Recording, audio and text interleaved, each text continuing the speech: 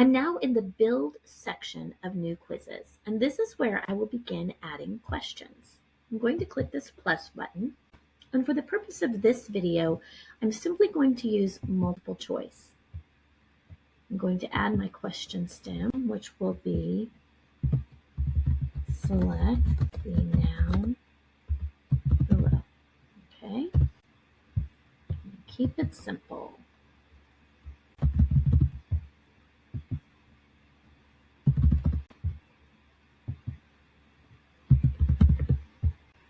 Okay, now I can make some additional edits to this question, some additional settings.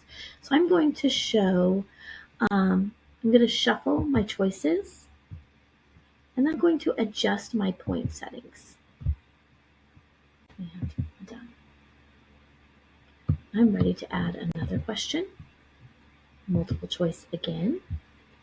I'm going to say select the verb below and quickly type in some responses.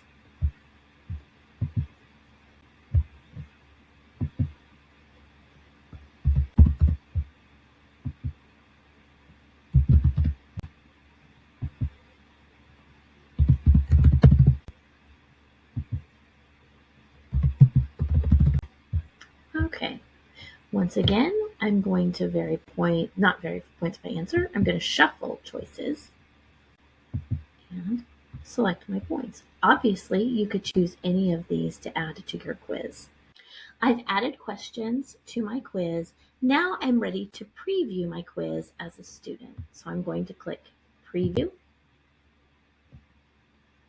and begin taking the quiz. Select the noun below.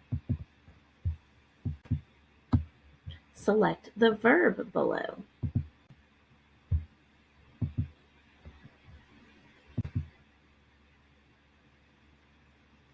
In the process of previewing just now, I realized that I need to confirm that I did indeed tell this to shuffle the answers. So I'm going to exit preview.